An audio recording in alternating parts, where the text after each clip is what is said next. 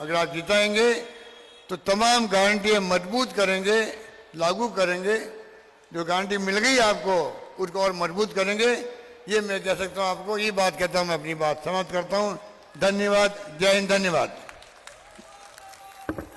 अब मैं हमारे महबूब नेता श्री राहुल जी से आग्रह करूंगा कि वो मंच पर आए और अपना उद्बोधन दें। राहुल गांधी।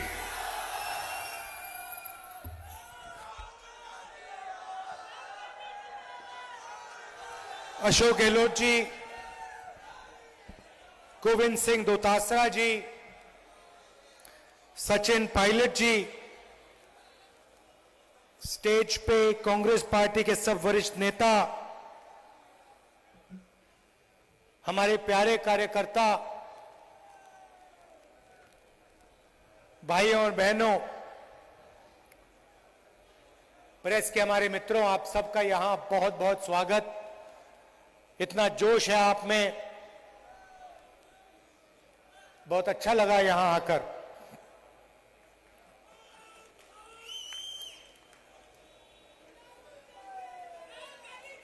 आपको याद होगा कुछ साल पहले कोविड आया, सबके घर में कोई ना कोई बीमार हुआ। देश में लाखों लोग मर रहे थे, ऑक्सीजन नहीं था, दवाइयां नहीं थी, लाशों के ढेर पड़े हुए थे। और देश के प्रधानमंत्री ने कहा, भाइयों और बहनों, थाली बजाओ।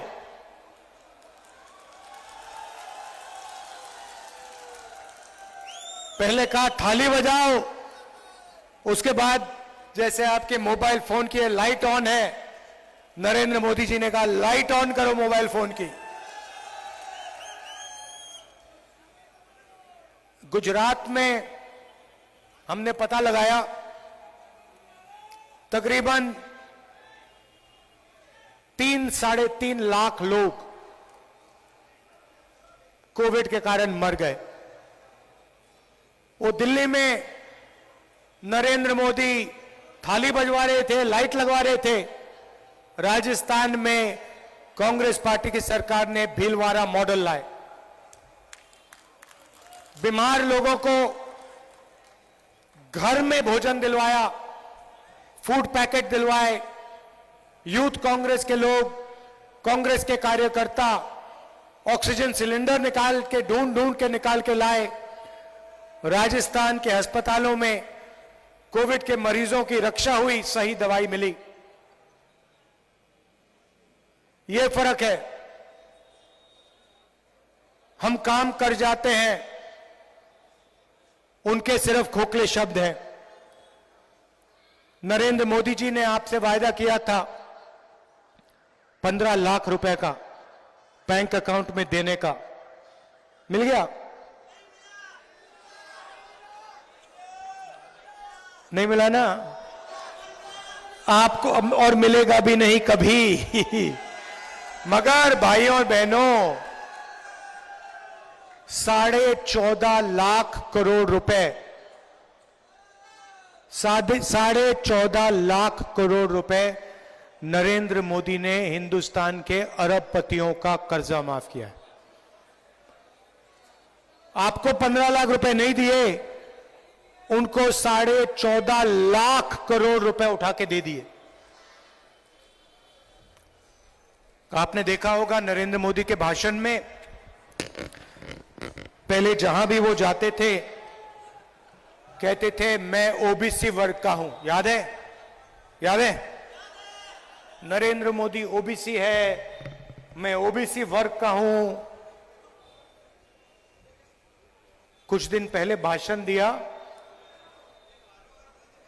भाषण में कहते हैं भाइयों और बहनों, हिंदुस्तान में सिर्फ एक जात है, वो है गरीब।